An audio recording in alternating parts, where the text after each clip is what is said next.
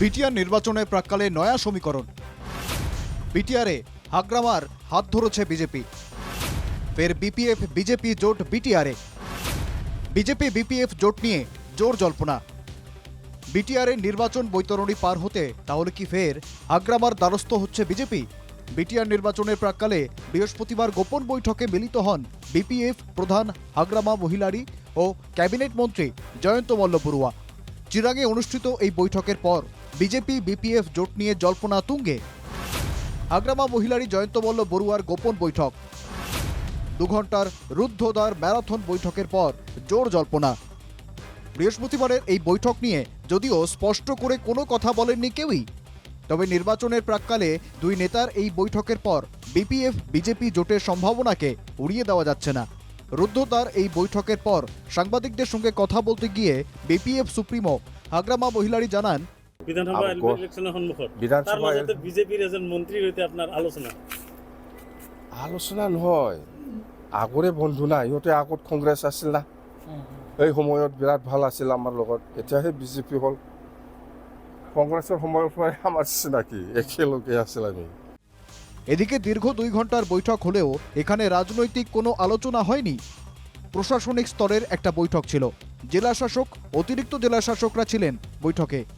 বৈঠক নিয়ে কথা বলতে গিয়ে এমন মন্তব্য করেন জনস্বাস্থ্য কারিগরি মন্ত্রী জয়ন্ত মল্ল বড়ুয়া।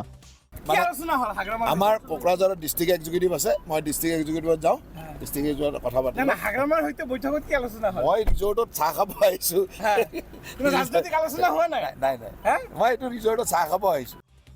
উল্লেখ্য, হাগ্রামার সঙ্গ ছেড়ে গত নির্বাচনে বিটিআরে ইউপিপিএল এর হাত ধরেছিল বিজেপি, কিন্তু ক্রমশ বিজেপি ইউপিপিএল সম্পর্কে ফাটল। আর তাই এবার বিটিআরে একা নির্বাচনে লড়ার সিদ্ধান্ত বিজেপির। যদিও জোটসঙ্গী ইউপিপিএল এখনও চেয়ে রয়েছে বিজেপির দিকে।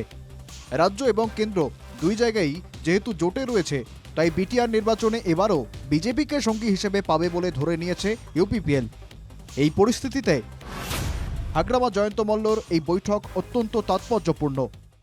বেলেগ কামত আহিছিল আমাৰ জয়ন্ত মল্ল ডাঙৰীয়াই, বেলেগ কামত আহিছিল। জাষ্ট মোক খবৰ লৈ পেলাই আপোনাৰ ৰিজৰ্টত সোমাই যাম বুলি কৈছে। একো বেলেগ একো নাই। আৰু আমাৰ ডিচি আহিছে, এছপি আহিছে, একেলগে আহিছে ইহঁতে।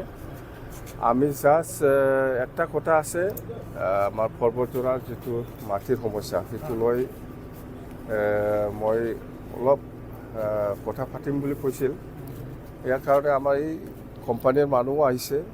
মুঠতে আমি কেনেকৈ সমাধান কৰিব পাৰে ৰাইজৰ লগত আলোচনা কৰি, সেইটোকে আমি